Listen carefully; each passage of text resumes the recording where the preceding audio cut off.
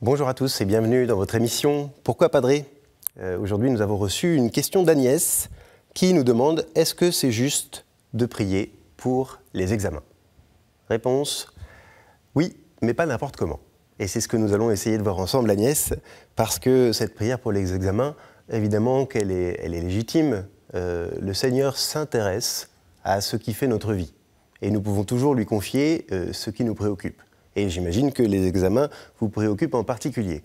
Et donc, rien de ce qui, dans notre vie, est important ne l'est pas pour le Seigneur. On peut toujours lui présenter, on peut toujours lui confier, et le Seigneur l'accueillera avec grand plaisir. Mais il ne faut pas se tromper. Lorsque l'on prie pour les examens, on ne prie pas pour que le Seigneur vienne travailler à notre place. On ne prie pas non plus pour qu'il vienne corriger la main de celui qui est censé faire la relecture et nous mettre une note pour que nous puissions avoir un point ou deux de plus. On ne vient pas non plus faire un marchandage en disant « Seigneur, si tu me donnes l'examen, moi je deviendrai saint, si je ne l'ai pas, on fera autrement ». Vous voyez bien que ça n'a pas de sens. En revanche, on peut faire nôtre la devise qui est celle des bénédictins, de saint Benoît, « Ora et labora » en latin, en français, le travail et la prière, puisque les deux vont ensemble. En fait, on peut prier, bien sûr, avant un examen.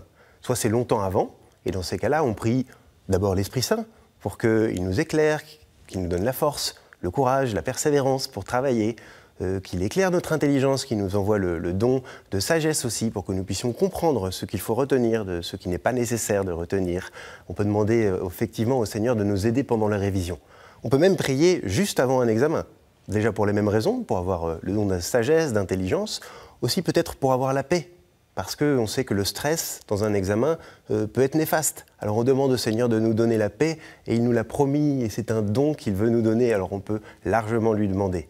Et vous voyez qu'en demandant toutes ces choses-là, en demandant ces petites choses, on n'est pas en train d'essayer d'influer sur un jugement qui deviendrait ensuite injuste, parce que le Seigneur favoriserait ceux qui ont prié et défavoriserait ceux qui n'ont pas prié. On vient demander au Seigneur que ta volonté se fasse et qu'elle se fasse en moi de la plus belle des manières. Alors effectivement, on peut toujours, vous voyez, prier pour les examens. Et on peut même demander l'aide du ciel, puisqu'il y a pour ceux qui travaillent des saints patrons, en tout cas des amis spéciaux.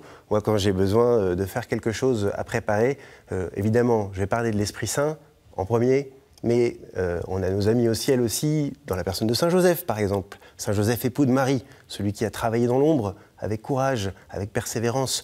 Pour les étudiants, il y a Saint Joseph de Cupertino, qui aide. Pour ceux qui sont débordés, il peut y avoir Sainte Rita, pour les causes désespérées. Chacun trouvera un saint qui pourra l'aider, qui pourra l'inspirer et qui, par sa grâce, lui permettra de traverser les examens de la meilleure manière qui soit pour que le règne de Dieu s'accomplisse à travers tout ça. Merci Agnès pour votre question. Si vous avez des questions, vous pouvez vous aussi les envoyer à l'adresse pourquoipadré@kto-tv.com. Vous pouvez aussi nous rejoindre sur les réseaux avec le hashtag pourquoipadré et puis vous retrouvez chacune de nos vidéos sur le site kto-tv.com.